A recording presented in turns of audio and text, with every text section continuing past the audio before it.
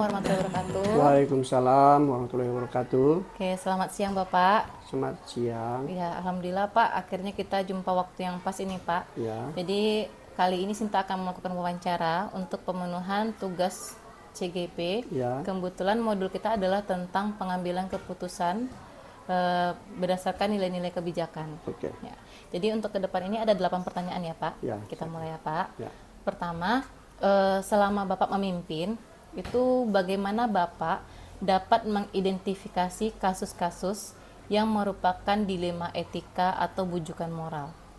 Oh itu ya. Ya, cara mengidentifikasi. Tentu harus kita lihat dulu apa yang harus kita nilai. Jadi kalau saya lihat dari etika dari moral itu tentu tentang masalah kejujuran dan keadilan. Itu harus diambil mungkin salah satu ya.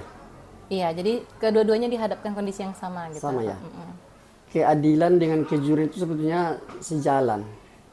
Cuman kalau kita mengambil keputusan, kalau Bapak sendiri ya, nah itu Bapak mengambil kejujuran, bukan keadilan. Kalau dipilih salah satu. Tapi kalau tidak ada pilihan, Bapak mengambil kedua-duanya. Karena di mana-mana pun orang pasti memperlihatkan, oh ibu ini, anak ini jujurin enggak ya? Sama dengan umpamanya kita pergi ke suatu kita bertugas di suatu perusahaan atau toko. Pasti yang pemilik perusahaan dan toko itu dia mengutamakan kejujuran. Ya, kalau keadilan itu belum tentu dia jujur itu. Yakin Bapak? Dia kan mencari keadilan yang benar. Nah, apa dia itu poin-poin dia untuk mencari keadilan itu? Ya, tentu di dalam itu harus ada kejujuran.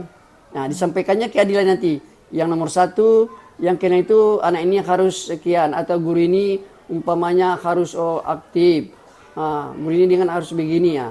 Tapi tanpa direlevankan dengan kejujuran, itu tidak akan bisa. Jadi Bapak tetap memiliki kejujuran. Bagaimanapun, di mana-mana pun kita tetap diambil. Dalam keluarga kita pun tetap diambil kejujuran. Ya, kejujuran. Anak tidak akan bisa berbohong dia kalau memang sudah dilatih dengan kejujuran. Mungkin itu pendapat Bapak tentang kejujuran. Baik Pak, berarti Bapak mengidentifikasinya tuh Bapak lihat dulu nilai-nilai yang ada yang dipermasalahkan dalam kasus tersebut. Misalnya kan kalau misalnya ini tentang kejujuran sama keadilan, seadil apapun atau kalau itu tidak jujur berarti tidak solusi juga gitu ya Tidak Pak ya. juga, Berarti Bapak mengutamakan nilai kejujuran dibanding keadilan. Itu kan kejujuran, baru masuklah keadilannya. Baik Pak, memang nilai kebajikan ini juga banyak ya kan Pak, selain dari kejujuran sama keadilan. Tapi kalau dihadapkan keadilan, kejujuran, Bapak pasti mengutamakan kejujuran seperti itu ya Pak. Nah, selama Bapak menjadi pemimpin, bagaimana Bapak menjalankan pengambilan keputusan itu di sekolah Bapak, terutama untuk kasus-kasus di mana ada dua kepentingan yang sama-sama atau mengandung nilai kebajikan. Gimana Bapak menjalankan pengambilan keputusan? Kita lihat dulu masalah tersebut, kepentingan apa. Karena di setiap manapun di sekolah itu tetap ada peraturan. Kalau di sekolah kita ini ada peraturan sekolah. Apakah dia kena dalam peraturan itu atau tidak? Tentu kita harus sejalan dengan peraturan sekolah. Ya, kalau umpamanya seseorang itu atau Bapak mengambil keputusan, ya, tentu harus saya lihat dulu apa penyebabnya. Ya, apa masalahnya? Besar enggak penyebabnya? Ya. Jadi Bapak mengambil keputusan itu harus betul hati-hati yang tidak merugikan sesuatu kelompok atau seseorang. Jadi harus sejalan dengan peraturan yang ada di sekolah kita ini. Kalau dia sudah melanggar, ya tentu kita akan memberikan tindakan moralnya, apakah itu tindakan disiplinnya. Jadi Bapak tetap mengambil keputusan dengan hati-hati, ya, karena jangan sempat merugikan seseorang. Ya, kalau bisa jangan merugikan, diambil musyawarah yang tepat atau di jalan yang di tengah-tengah, ya, yang sama-sama tidak merugikan. Tapi Bapak tetap berpegang teguh kepada apa yang ada aturan di sekolah ini. Kalau dia tidak kena, kita lihat apa penyebab masalahnya sebenarnya. Itu menurut Bapak. Jadi kita mengambil keputusan itu harus hati-hati. Ya, jangan sempat merugikan seseorang. Kecuali dia merugikan yang sangat fatal. Kalau dia merugikan fatal, memalukan masyarakat, memalukan sekolah, bisa saja. Kalau di sekolah bisa kita berhentikan anak itu. Atau pemain kalau masih berat, kita kasihkan teguran pertama, yang kedua, ketiga. Kalau masih mengulang lagi dia, ya, barulah kita ambil keputusan itu pun keputusan itu harus ya diikuti oleh beberapa majelis guru yang berkepentingan. Berarti dalam pengambilan keputusan itu Bapak setelah melihat permasalahannya juga kalau bisa ini ya Pak ya, keputusan yang tidak memberatkan sebelah pihak seperti itu ya Pak ya, dan sesuai dengan peraturan yang berlaku ya, seperti itu ya Pak ya. Kecuali kalau memang sudah dalam kondisi yang berat seperti itu ya Pak ya. Nah, itu ibaratnya jalan Bapak pengambilan keputusan. Nah, sekarang untuk lebih detailnya tuh apa saja nih langkah-langkah atau prosedurnya apa nih yang Bapak lakukan dalam pengambilan keputusan? Misalnya diawali dari mana, kemudian apa sampai akhir gitu loh Pak, langkah-langkahnya. Langkah-langkah yang kita ambil itu untuk mengambil keputusan itu tentu banyak sekali langkah-langkahnya. Ya. Nah, tapi perlu juga kita membuat keputusan itu harus kita musyawarahkan dulu. Bukan Bapak sendiri yang membuat keputusan. Harus kita musyawarahkan dulu. Nanti ada beberapa poin langkah-langkah itu kan. Nah, jadi kalau umpamanya langkah-langkah ini kita ikuti, ya mudah-mudahan mungkin tidak ada bermasalah. Yang banyak bermasalah itu kan nanti yang melanggar. Ya, jadi kalau ada umpamanya, ya sesuatu melanggar lah dalam suatu keputusan itu, ya tentu kita tegur, ya, tegur. Nah, itu kemudian itu pun terus terang aja. Dia juga keterangan apa memberatkan itu apa sebenarnya, merugikan kita kah, apakah merugikan dia, merugikan masyarakat. Nah, dan itu pun harus kita sosialisasikan dulu. Ya kita harus sosialisasikan dulu. Jangan terus Bapak membuat suatu peraturan tanpa sepengetahuan anggota. Nah, itu salah. Harus kita sampaikan dulu, sosialisasikan dulu. Ya, apalagi umpamanya saya sebagai kepala sekolah, kalau ada peraturan-peraturannya itu tentu juga siswa juga saya sampaikan. Ya. Nah, jadi nanti langkah-langkah terakhir itulah nanti kita ambil keputusan-keputusan terakhirnya, kita musyawarahkan bagaimana ini. Dan Bapak pun tidak mau mengambil keputusan sendiri, tidak. Tentu ada beberapa orang nanti yang menentukan apakah itu nanti bergabung dengan wakil, ya, kesalahan. Tapi tergantung kesalahannya. Kesalahan guru apa kesalahan siswa, kan itu dia. Kalau kesalahan guru tentu musyawarah, ya. Kalau bisa, kalau guru kita bina, kita bimbing dia. Namanya manusia ini tentu banyak kesilapan, ya. Mungkin manusia ini juga mungkin ada hal-hal sesuatu yang harus diambilnya, sehingga dia tidak tahu dia sudah melanggar peraturan, mungkin tanpa disadarinya.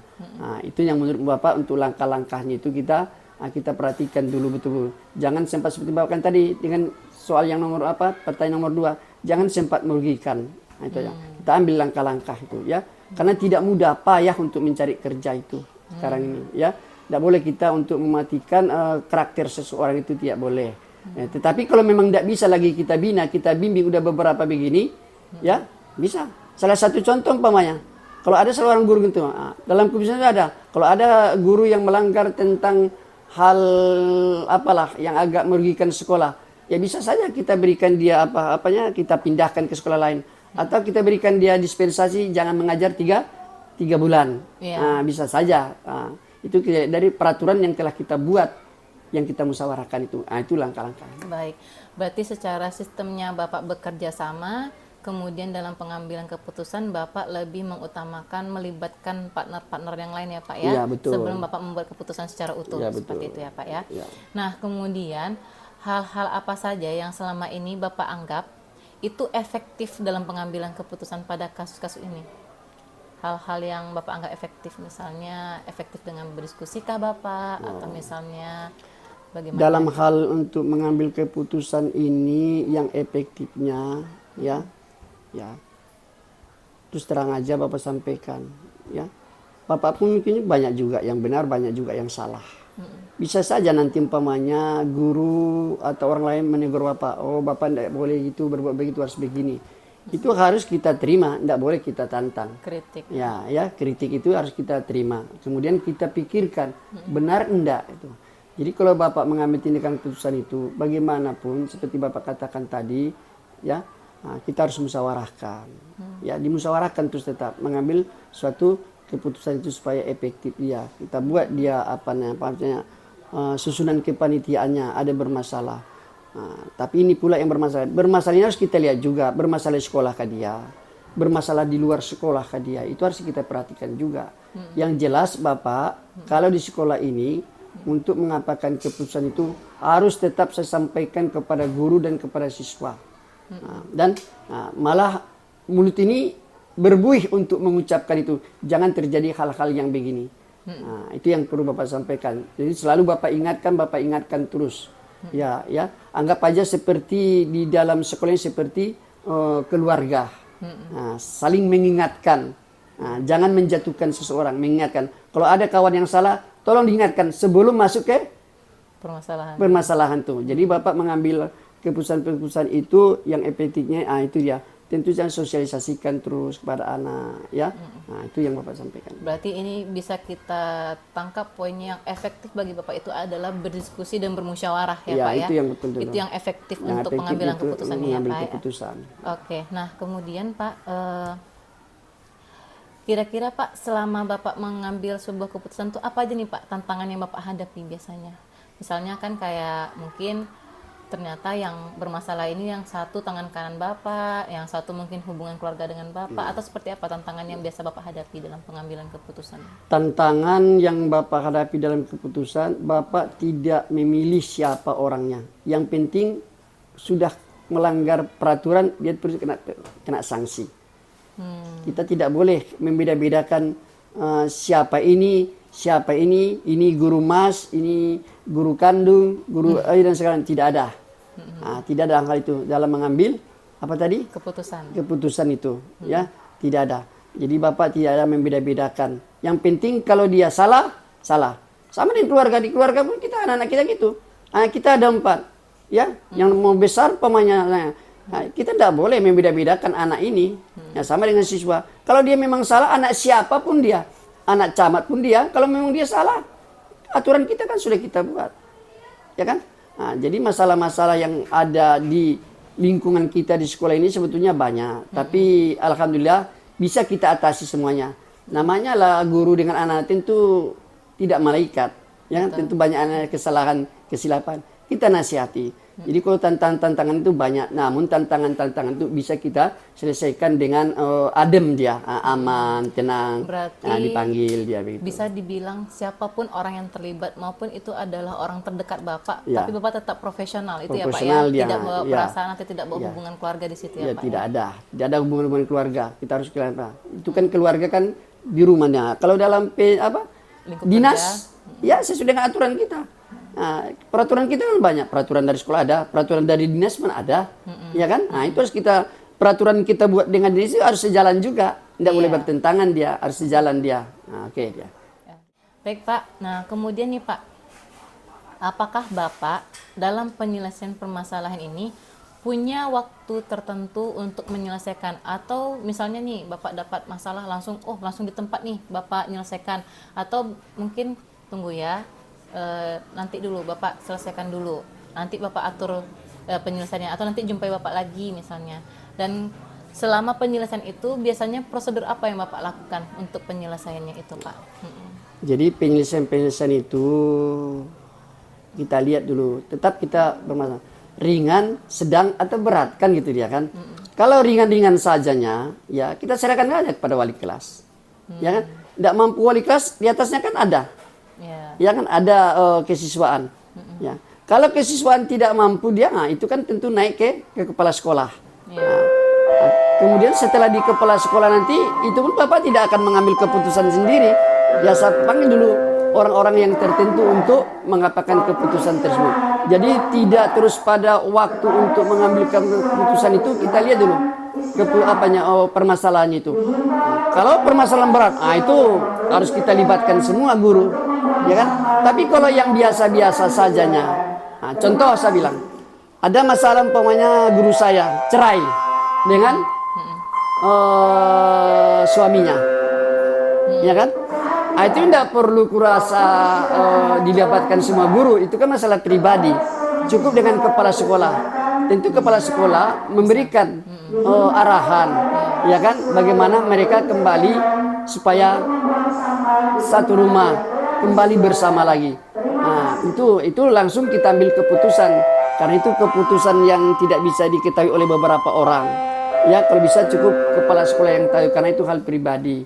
Nah, itu dia. Jadi kalau waktu untuk mengambilkan keputusan itu harus kita lihat dulu. Bisa pada waktu itu, ya, bisa diadakan suatu saat, ya, bisa kita kumpulkan dulu semua guru, ya, untuk mengambil keputusan tersebut. Jadi waktunya itu kita lihat permasalahannya dulu. Tapi Bapak jelas, kalau yang ringan dulu ngapain sampai sama kepala sekolah. Kalau di sekolah kita ini, kalau masalah anaknya ada permasalahan, ya kita lihat ringannya, udah sama wali kelas saja. Mudah-mudahan selesai dibuat oleh wali kelas. Dibuatnya peraturan, membuat surat perjanjian kah, memanggil orang tuanya kah. Kalau memang panggilnya udah sulit lagi, udah panggil orang tuanya, ya kan? Nah, baru masukkan ke kesiswaan. Tidak juga terjadi suatu kesepakatan, ya langsunglah ke kepala sekolah. Nah, tentu kepala sekolah pun tidak akan mengambil tindakan terus pada hari itu juga. Ya, tunggu Pak, ya keputusannya kami musyawarah dulu Pak, ya. Bagaimana nanti permasalahan ini nanti akan kami beritakan kepada Bapak atau yang bersangkutan. Nah, itu Bapak. Jadi kalau mengambil keputusan itu kita lihat dulu apanya, berat, ringan, atau sedang dia, ya. Bisa juga pada hari itu kita mengambil keputusannya. Nah, bisa kita musyawarah dulu. Nah, bisa. Jadi itu yang Bapak patokan di sekolah ini.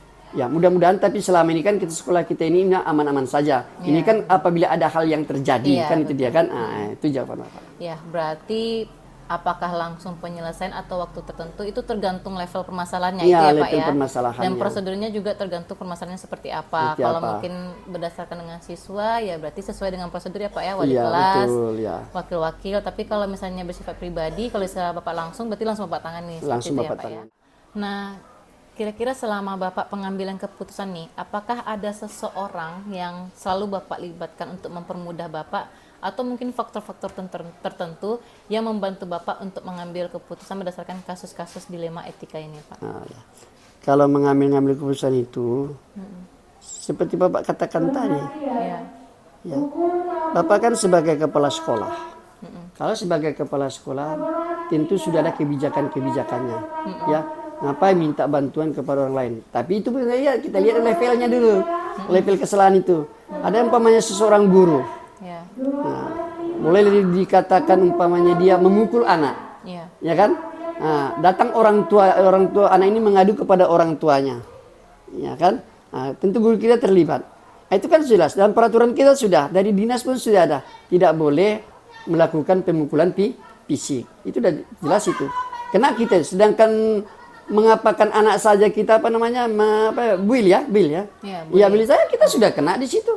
Nah, jadi kalau mengambil itu semuanya itu, tetap kita berpegang kepada levelnya. Saya tidak akan mau membantu seseorang kecuali umpamanya kejadiannya nanti di luar. Nah, itu ada hubungannya dengan masyarakat, termasuk RT, RW, kepala desa. Mungkin saya dipanggil karena perbuatan itu dilakukannya bukan di sekolah, di luar. Wajib Bapak dipanggilkan. Nah, tentu bagaimanapun kita lihat apa pula peraturan di desa itu. Ya, bisa saja guru yang bersangkutan itu kita berhentikan sesuai dengan aturan, apalagi masyarakat meminta itu pula, atau guru itu kita pindahkan. Nah, itu kita lihat saja. Jadi kalau Bapak mengambil keputusan itu, adakah dibantu orang? Nah, kita lihat tetap levelnya, Nak. Kita lihat tetap levelnya. Apa kira-kira permasalahan itu? Di sekolah kah atau di luar sekolah? Nah, ya. Nah, contoh umpamanya kasus-kasus, ada umpamanya, maaf cakap lah, di sekolah kita ini umpamanya ada sesuatu hal perbuatan zina. Ya, sesuai dengan aturan sekolahan itu harus diberhentikan. Tidak ada cerita lagi kita panggil orang tuanya, ya kan? Itu sudah ada aturan kita dari dinas juga. Mana bisa lagi harus dia pindah, ya kan? Nah, jadi itu jelas kita bukan mematikan karakter anak itu. Ya akhlak anak itu sudah salah.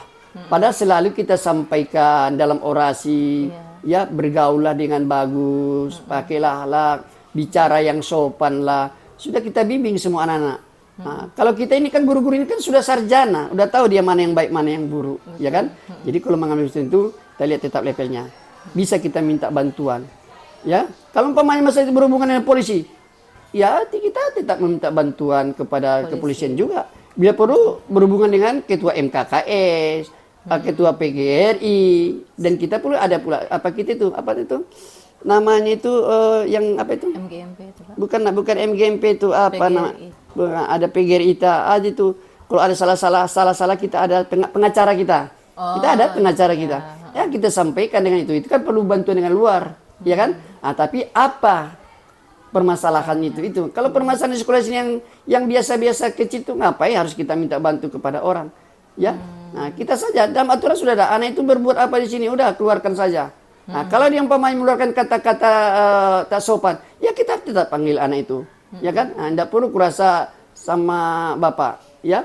Tapi permasalahan-permasalahan yang berat itu yang sebenarnya harus disampaikan sama bapak yang sudah betul melanggar-langgar yang tidak bisa diatasi lagi, ya. Tapi mudah-mudahan di sekolah kita ini kan tidak ada, ya tidak ada. Tapi kalau sekolah lain Bapak kurang tahu lah. Kalau sekolah ini tidak ada masalah itu dan Bapak pun tetap mengambil keputusan, ya tetap di dalam jalurnya. Nah, oke. Berarti bisa Sinta ambil poinnya di sini. Yang mempermudah Bapak itu berarti Bapak selama ini memang betul-betul menjalin komunikasi yang baik ya Pak ya, serta kerjasama dengan pihak-pihak baik yang di sekolah maupun yang di luar. Jadi ketika apapun situasi atau masalah yang dihadapi, Bapak sudah ada orang yang bisa Bapak ajak untuk berkoordinasi seperti itu ya Pak ya. Oke Pak, kita sudah masuk nih Pak di pertanyaan terakhir. Ya. Nah, dari semua yang telah kita bahas kali ini Pak, kira-kira pembelajaran apa yang dapat Bapak petik dari pengalaman Bapak selama Bapak mengambil keputusan dilema etika ini Pak?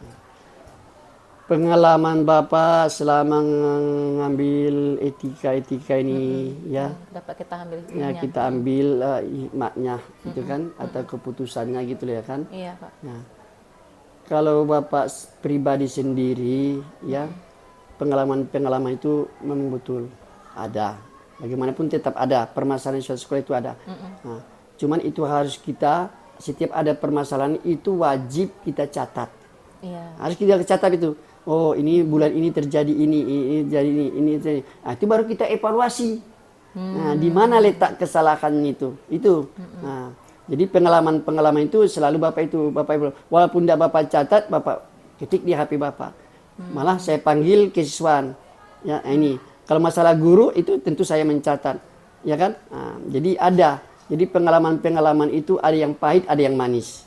Ya, kalau yang manis tidak perlu. Kita kan permasalahkan yang pahit sekarang, ya. Yang pahit, jadi pengalaman itu semua permasalahan yang ada bermasalah di sekolah kita ini, ya mudah-mudahan semuanya aman, tentram semuanya.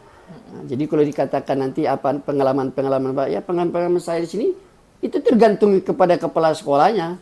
Kalau kepala sekolahnya jarang masuk, kecuali kepala sekolahnya sakit, ya kan, ada masalah itu lain. Tapi kalau kepala sekolahnya setiap hari datang, terus mencek semua kelas bagaimana keadaan anak semuanya, ya kan. Nah, itu harus Ibu Bapak, walaupun saya tidak pernah mengucapkan itu dalam hal mulut saya, tapi hati saya kan berbicara. Nah, saya catat itu waktu ini harus saya sampaikan nanti dalam rapat. Ini kan pengalaman ini. Nah, ini pengalaman. Nah, sama umpamanya di sekolah lain terjadi.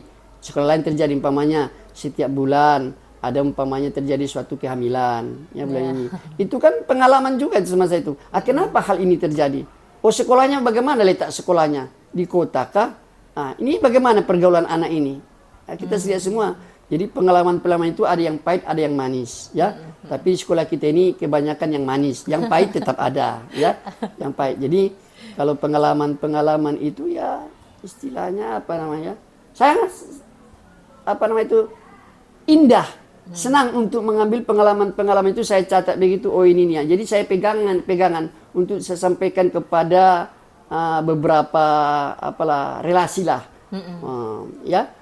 Salah satu contoh saya bilang, ada di sekolah itu, sudah anak itu kelas 3, sudah dipinang, sudah tukar cincin. Tunangan itu. Nah ini dia. Apakah anak itu bisa di sekolah lagi? Kan itu dia. Ini kan pengalaman juga ini. Apakah tidak boleh lagi sekolah? Ya kalau malah saya pribadi, sebelum dia akad nikah, dia itu masih bersekolah. Kalau menurut pribadi saya ya. Ya. Karena tukar cincinnya, tidak ada yang mereka bermasalah. Ya, tidak ada bermasalah. Karena mereka belum akad nikah. Kalau akad nikah udah jelas tidak bisa sekolah itu. Nah, itu termasuk pengalaman-pengalaman. Itu boleh katakan pengalaman pahit tidak, manis ya kan? tidak juga. Manis tidak. Nah, cuman risau mendengarkannya. Bahwa di sekolah SMA saya itu ada anak yang sudah tunangan tukar cincin. Bisa disekolahkan. Ya kalau Bapak bisa saja, karena dia belum ada akad nikah. Kalau akad nikah dia kan ada buktinya kan. Ini tidak. Ya kan? Kemudian tidak mungkin salah. Ya apa bedanya dengan guru? Guru ada mau tunangan, Mau diapakan dia? Memang udah dewasa dia. Cuman kalau anak ini kan belum dewasa. Iya, Cuman mereka nanti tunangan, ya ini nanti untuk kedepannya mungkin yang Takutnya diapakan ada mereka ikut. jangan ada hal-hal yang Iya. sesuatu hal yang terjadi. Jadi kalau pengalamannya dalam mengambil keputusan ini banyak yang diuraikan. Tapi kurasa pengalaman itu sudah saya simpan. Kadang saya sampaikan kepada guru, saya sampaikan, pengalaman saya di luar sana dalam mengambil keputusan, dalam anggota wirid. Saya mengambil keputusan, ya kan? Kalau di wirid saya begini, kalau tidak hadir dia sekian wirid begini, itu pun dimusyawarahkan juga. Itu kan pengalaman juga. Juga bisa saya sampaikan kepada guru, ya Bapak Ibu yang jarang masuk, yang telat masuk ke dalam kelas. Itu pengalaman Bapak juga itu. Ya kan, cuman kan kita lihat saja, nanti baru kita sampaikan. Itu pun saya sampaikan itu bukan di depan umum. Tidak, saya panggil ke kantor saya, bicara 4 mata. Tidak boleh tahu orang. Itu menjaga rahasia ya seseorang. Tidak boleh dipermalukan seseorang itu di depan itu. Bapak salah kalau hal itu yang terjadi. Yang jelas kalau pengalaman mengambil keputusan itu banyak sekali, tidak bisa diuraikan. Ya, apalagi Bapak sudah guru, hampir 30 tahun, dengan diangkat jadi kepala sekolah pula. Ya, udah pindah-pindah kepala sekolah pula. Banyak pengalaman ya. Tapi mudah-mudahan pas di sekolah saya ini, alhamdulillah, baik siswa dengan gurunya tentram, apalagi guru dengan saya sebagai siswa tentram, tidak ada permasalahan. Apa permintaan mereka itu ya saya lihat dulu keadaannya ya, baru kita pikirkan dulu, baru kita panggil yang bersangkutan. Jadi kalau itunya ditanya pengalaman itu sama ya, ada pahit ada manisnya. Ya, yang jelas pengalaman itu kita simpan. Ya, yang pahit kita pegang, kita catat. Ada sesuatu hal yang terjadi itu dia. Jadi bisa disampaikan kepada guru. Pengalaman Bapak dulu begini lah di sekolah-sekolah ini begini, segala macam. Itu kan salah satu contoh lah, terus terang aja. Bapak kan tinggal 1 tahun lagi di sini. Iya, Pak. Nanti siapa kepala sekolah sini akan saya sampaikan pengalaman apa yang terjadi di sekolah ini, baik pahit dan manisnya. Supaya jangan ada hal itu dari terulang lagi. Ya, apalagi itu kan di daerah pedesaan. Ya kan beda akhlak siswanya dengan akhlak yang di kota, pasti beda tingkah lakunya, pergaulannya. Tapi kalau guru mudah-mudahan hampir sama. Kenapa? Karena ini sudah apa semua? Sudah sarjana semua. Sudah tahu dia mana yang baik, mana yang buruk, mana yang boleh lakukannya, yang sewajarnya, mana yang tidak. Mungkin itu yang Bapak sampaikan tentang hal pengalaman tersebut. Baik Pak, berarti bisa Sinta ambil poinnya di sini, jadikan pengalaman itu sebagai bahan refleksi ya Pak ya. Jadi ketika dihadapkan dengan situasi yang sama, kita sudah ada nih pegangan dari pengalaman sebelumnya seperti itu ya Pak ya. Kalau tanya yang manis-manis itu ya manis lah ya Pak ya. Tapi kalau pahit-pahit ya kita telan, tapi dibagi-bagi juga dalam artian tapi sebagai ada juga yang manis itu yang harus disampaikan juga, manisnya yang sangat bagus lah, mantap lah. Nah, itu hal yang manis umpamanya kita sampaikan itu ya. Jadi bahan inspirasi dan seperti inspirasi itu ya, Pak, pada guru-guru untuk guru-guru nanti bagaimana dia mengajar, mendidik anak begitu dia kan. Oh, ini pahit, ini manis, ada sesuatu suara sana. Kita pergi umpamanya kita pergi ke sekolah-sekolah istilahnya? Studi banding. Studi banding. Kita kan studi banding. Kita studi banding itu bukan jalan-jalan. Kita mencari bawa ketua OSIS, ya, bawa pembina OSIS, bawa kesiswaan, bawa kurikulum, ya kan? Bawa segala macam sekolah studi kita. Kita masuk, kita hubungkan dengan kita cari. Pasti sekolah itu tidak akan menceritakan yang pahit, tidak. Pasti yang manis. Yang manis itu kita bawa. Oh, ini manis sekali nih. Kalau dilaksanakan di sekolah bisa atau enggak? Kan gitu ya. Lihat situasi dan kondisi keadaan sekolah itu, letak geografisnya lagi. Iya. Oke, berarti yang manis jadi inspirasi, yang pahit jadi refleksi seperti itu ya Pak. Oke Pak, dari pertanyaan tadi itu pertanyaan terakhir Pak. Sebelumnya saya ucapkan terima kasih banyak atas waktunya ya Pak ya. Doakan kami karena kami tinggal 2 modul lagi nih Pak. 2 modul lagi ya. 2 modul lagi, insya Allah semua selesai di awal Desember tanggal 11. Ya, mudah-mudahan lulus itu. Amin. Segitu ya, menjadi guru penggerak dan bisa. Sebagai penutup, kita say hi sama kamera ya Pak. Oke. Untuk penutup aja ya Pak. Oke, 1, 2, 3. Oke, sekali lagi terima kasih ya Bapak. Saya akhiri. Assalamualaikum warahmatullahi wabarakatuh. Waalaikumsalam warahmatullahi wabarakatuh. Assalamualaikum warahmatullahi wabarakatuh. Waalaikumsalam. Ya, selamat siang Bapak. Ya. Sebelumnya saya ucapkan terima kasih Pak karena telah mau meluangkan waktunya untuk Sinta. Kebetulan ini ada tugas dari calon guru penggerak. Kebetulan modul kami kali ini adalah pengambilan keputusan yang bertanggung jawab berdasarkan nilai-nilai kebajikan. Jadi setelah ini kita ada 8 pertanyaan Bapak. Jadi setelah ini mohon kerjasamanya ya Pak ya. Oke, kita mulai ya Pak dari pertanyaan pertama. Selama ini dalam kepemimpinan Bapak, bagaimana Bapak dapat mengidentifikasi kasus-kasus yang merupakan dilema etika atau bujukan moral? Ini seperti apa Pak Bapak mengidentifikasi kasusnya ini? Oke, baik, untuk dilema etika terhadap kasus-kasus yang terjadi di SMA Negeri 1 Bakauheni Sinembah, untuk mengidentifikasi, terutama sekali kita menghimpun seluruh sumber daya yang ada di sekolah, untuk kemudian membuat sebuah rumusan tentang etika-etika seperti apa yang dijunjung tinggi di tengah masyarakat kita. Nah, kalau kemudian terjadi adanya berbenturan antara kasus yang terjadi di tengah-tengah sekolah kita dengan identifikasi nilai-nilai yang kemudian tadi kita anggap itu sebagai sebuah norma yang ada di masyarakat kita, maka kemudian kita menghimpun seluruh komponen yang ada di sekolah untuk secara bersama-sama merumuskan sebenarnya akan mengedepankan yang mana antara nilai-nilai etika yang sudah kita anggap itu sebagai norma yang ada di masyarakat kita dengan kejadian ataupun kasus yang kemudian itu bisa dianggap menyalahi dari etika itu. Nah, sumber daya yang ada di sekolah kita itu mulai dari guru, kemudian dari guru-guru kawan-kawan di bimbingan konseling, kemudian wakil kepala sekolah, kemudian juga kepala sekolah itu bersama-sama mengidentifikasi itu sebagai sebuah acuan yang kalau kemudian itu berbenturan dengan apa yang terjadi, nah kita akan mencari solusi yang terbaik guna mendapatkan sebuah kebijakan yang menjadi win-win solution bagi anak-anak kita dan juga pihak sekolah agar semuanya bisa berjalan tertib dan baik. Gitu. Oke, berarti di sini Bapak mengidentifikasi secara menyeluruh permasalahan yang terjadi, kemudian dikaitkan dengan nilai-nilai kebajikan tadi ya Pak ya, berhubungan dengan lingkungan dan permasalahan dan melibatkan stakeholder atau mungkin orang-orang penting yang sesuai dengan permasalahan tadi ya Pak ya. Oke, baik. Nah, pertanyaan selanjutnya Pak, selama ini bagaimana Bapak menjalankan pengambilan keputusan di sekolah Bapak, terutama untuk kasus-kasus ada dua kepentingan yang sama-sama benar atau sama-sama mengandung nilai kebajikan? Mbak, itu kita bottom up, jadi sebuah kesepakatan itu dibangun dari bawah. Dari bawah artinya dia akan mengalir dari guru mata pelajaran, kemudian ke wali kelas, kemudian ke BP atau BK, kemudian ke Wakasek, kemudian nanti akan kita floorkan di rapat Dewan Majelis Guru secara bersama-sama.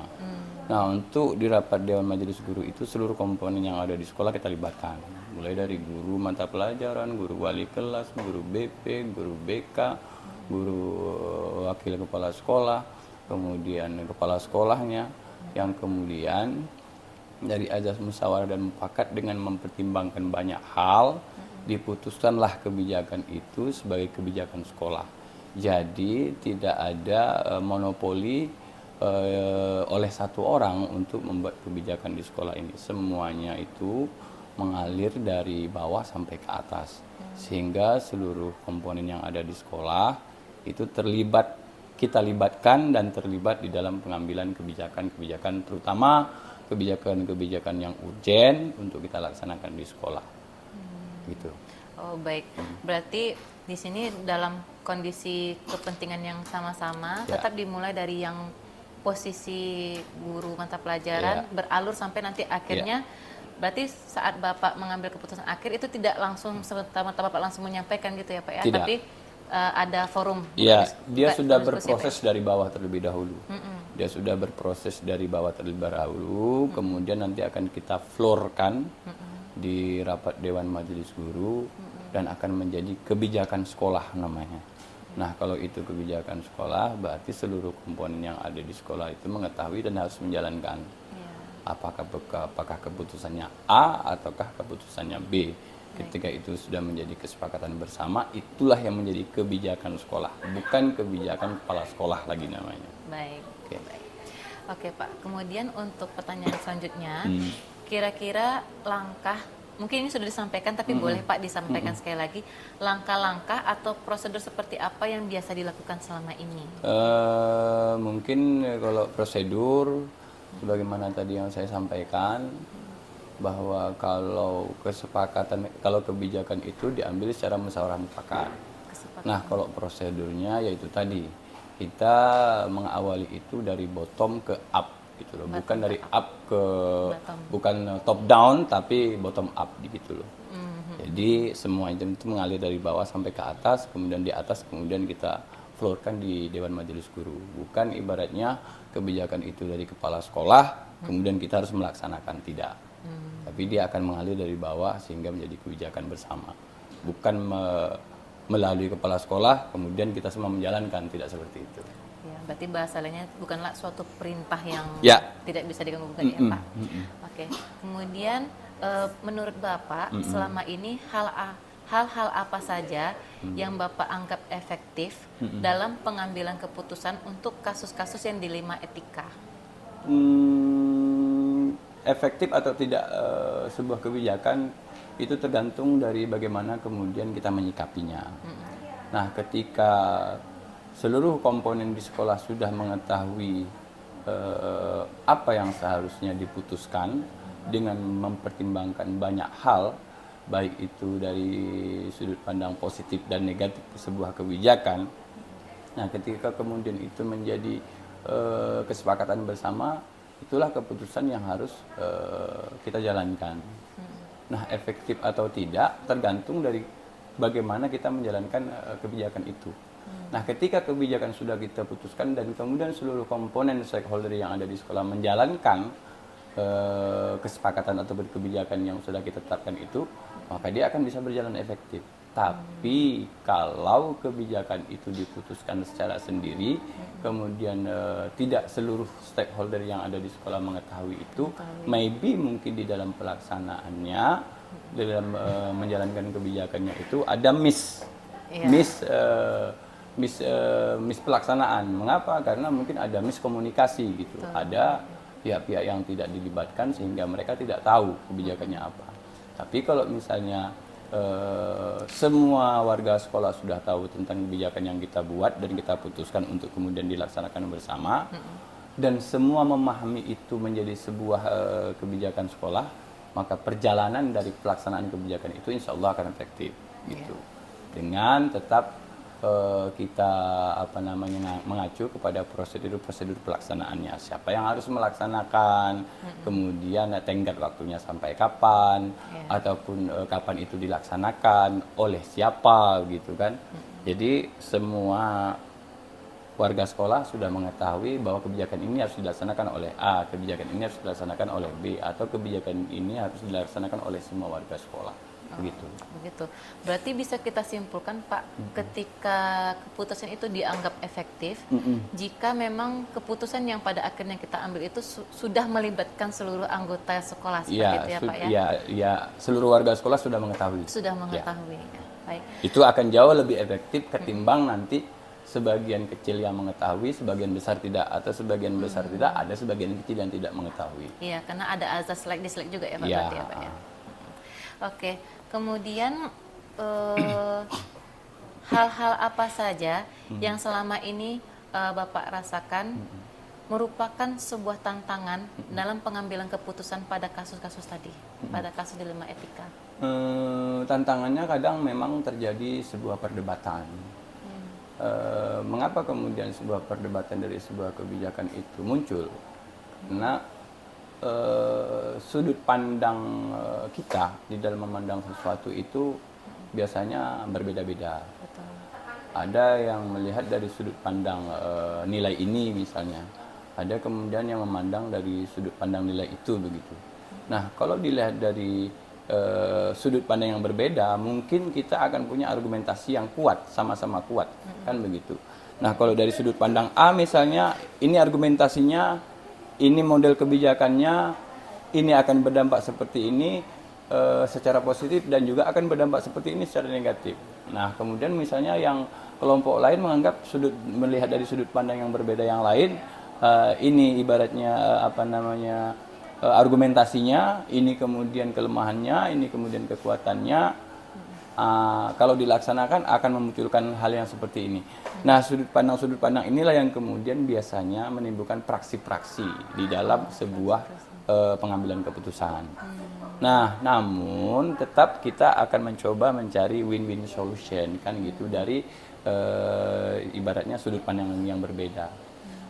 Mana yang kira-kira paling banyak memberikan efek positif dari sebuah kebijakan itu, dan mana yang kemudian dirasa bisa kita meminimalisir efek negatifnya.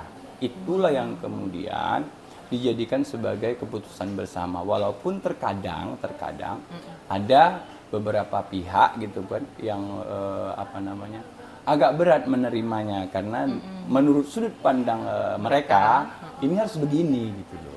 Nah, itu yang kadang-kadang menimbulkan pro dan kontra dari sebuah kebijakan. Jadi intinya kenapa kemudian kadang-kadang kita mengalami kendala itu di sana munculnya. Jadi begitu banyak argumentasi, begitu banyak sudut pandang ya, memandang sebuah masalah.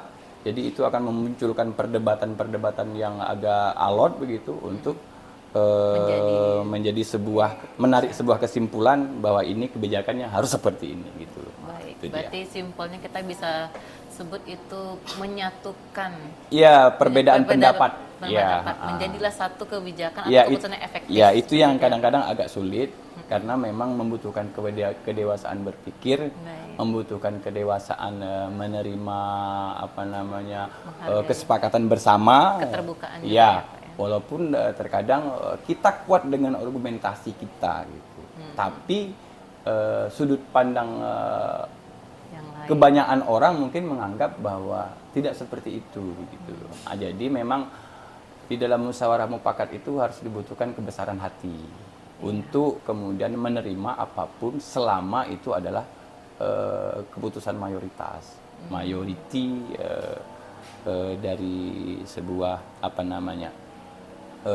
forum musyawarah dan mufakat untuk membuat kebijakan itu. Oke, ini semakin menarik ya Pak pembicaraan kita. Ada 3 pertanyaan lagi nih Pak. Boleh. Nah, kemudian apakah Bapak memiliki sebuah tata kala atau jadwal tertentu dalam penyelesaian kasus dilema etika? Apakah Bapak langsung menyelesaikan di tempat atau punya jadwal khusus untuk menyelesaikannya? Dan bentuk atau prosedur seperti apa nih yang Bapak jalankan dalam penyelesaiannya? Penyelesaian etika itu situasional. Kapan persoalan itu muncul, kapan permasalahan itu muncul, maka secepat itu juga kita coba untuk mencarikan solusi jalan keluarnya. Karena kalau dibiarkan berlarut-larut, kita khawatir ini akan menjadi membias kemana-mana. Kalau kita di sekolah kita, insya Allah apapun persoalannya yang kira-kira itu nanti akan memunculkan riak-riak yang akan menjadi gelombang besar dan akan menjadi sebuah persoalan yang semakin rumit, maka kami mencoba untuk secara sesegera mungkin untuk menyelesaikan kasus-kasus yang terjadi yang mungkin sifatnya situasional. Nah, jadi kita tidak akan menumpuk agenda-agenda persoalan yang ada di sekolah kita. Oh, nanti bulan depan aja kita rapat. Tidak seperti itu. Karena kita khawatir kalau persoalan kecil nanti tidak segera diselesaikan, dia akan bisa menjadi bias dan membesar, nanti akan menjadi ganjalan tersendiri bagi kita untuk kemudian semakin susah untuk diselesaikan. Maka kami kalau di sekolah ya sesegera mungkinlah untuk menyelesaikan persoalan-persoalan yang muncul seperti itu. Ya, berarti kayak menyelesaikan di tempat, jadwalnya kapan itu tergantung kasus yang diterima seperti itu ya Pak ya. Nah begitu juga dengan prosedurnya Pak. Kan kalau tadi prosedurnya kan dari Kalau dari bawah atau prosedur tetap kita mengedepankan prosedur yang sudah kita tetapkan di sekolah kita. Karena kita memandang bahwa prosedur yang kita jalani selama ini dirasa cukup lumayan baik karena kita melibatkan seluruh unsur yang ada di sekolah. Jadi tidak ada komponen yang ditinggalkan, yang merasa dikecilkan, yang merasa dianaktirikan gitu ya kan. Ya, itu istilah kadang-kadang kan memang kadang di sebuah institusi itu ada yang seperti itu. Yalah awaknya apalah katanya kan tak dibawa-bawa awak dong, kan gitu. Kalau kita insya Allah ya melibatkan semuanya lah, dalam artian bahwa kita semua di sini sebetulnya adalah pribadi-pribadi yang menjadi komponen penting di dalam sebuah institusi, karena tanpa komponen-komponen yang ada di sekolah kita, maka kita akan menjadi pincang di dalam perjalanannya. Jadi rasanya untuk merangkul seluruh stakeholder yang ada di sekolah itu menjadi solusi terbaik lah untuk bagaimana kemudian institusi kita ini bisa menjalankan kebijakan secara menyeluruh dan bersama-sama. Oke, berarti bisa kita tarik kesimpulan di sini, bagaimanapun situasi kasus nanti akan dirasakan, tetap peninjauan ulangnya dari prosedur yang sudah ditetapkan seperti itu Pak ya. Nah kemudian selama Bapak menangani kasus-kasus ini, apakah ada seseorang atau mungkin faktor-faktor yang selama ini mempermudah atau yang membantu Bapak dalam pengambilan keputusan berdasarkan kasus-kasus dilema etika tadi? Mudah kalau dikerjakan secara bersama-sama. Mudah kalau didiskusikan dan dicarikan solusinya. Nah, alhamdulillahnya di kita di sekolah kita ini teman-teman guru, kemudian teman-teman yang ibaratnya memiliki tugas-tugas tambahan yang kita percayakan untuk menangani berbagai macam persoalan-persoalan yang ada di sekolah, mereka semakin lama semakin solid karena banyak persoalan-persoalan yang ada di sekolah kita bisa satu persatu mereka selesaikan dengan mencari win-win solution. Bagaimana yang terbaik bagi sekolah, bagaimana yang terbaik bagi mereka yang terkait ataupun terbabit dengan persoalan-persoalan yang muncul, sehingga ini bisa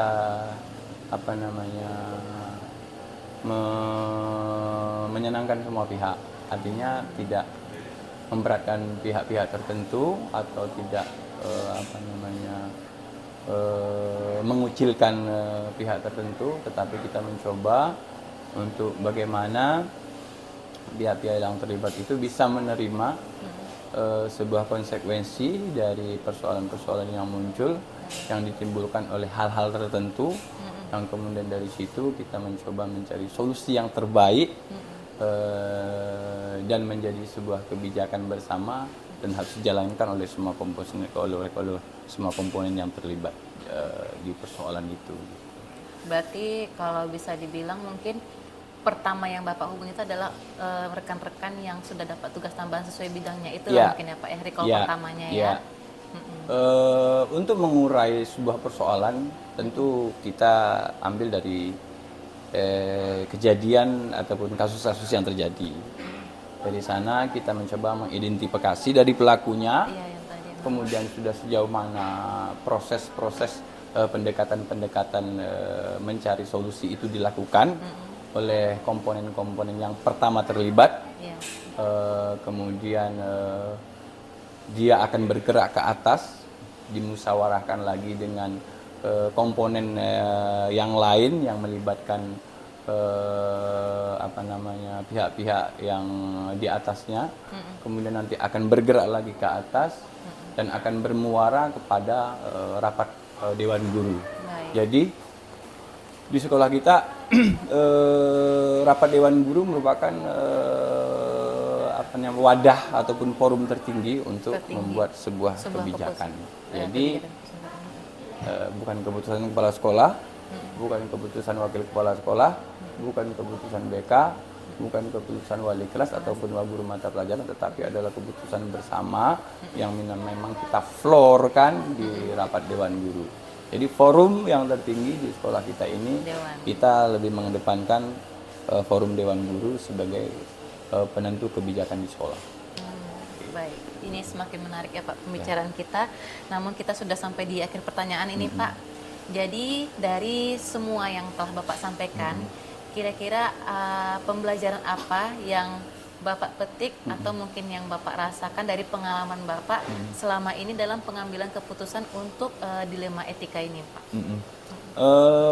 Kalau pembelajaran yang kita petik dari pengambilan keputusan ataupun kebijakan di sekolah itu, yang pertama sekali adalah jangan membuat sebuah kontroversi dengan membuat kebijakan yang kira-kira kebijakan itu tidak menyenangkan satu pihak tertentu, karena kita mempertimbangkan hal-hal yang mungkin hal-hal itu lebih mementingkan kepentingan kita. Itu dia. Jadi saya lebih lebih cenderung kepada melihat sesuatu itu secara proporsional, karena ketika kita melihat sesuatu secara proporsional, maka kita juga akan bisa mengambil kebijakan secara proporsional pula. Nah, ketika sebuah kebijakan sudah diambil secara proporsional, kita berharapnya kebijakan itu bisa diterima oleh semua komponen yang ada terlibat di dalam persoalan-persoalan yang muncul itu gitu loh. Baik pihak di dalam maupun pihak di luar gitu.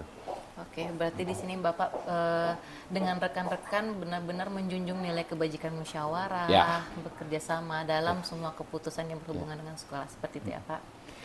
Oke Bapak, untuk 8 pertanyaan tadi sudah terpenuhi. Sebelumnya saya ucapkan terima kasih Pak telah meluangkan waktu. Doakan kami bisa selesai CGP dengan hasil yang baik ya Pak ya. Amin. Oke, boleh terakhir saya sama kamera Pak untuk closing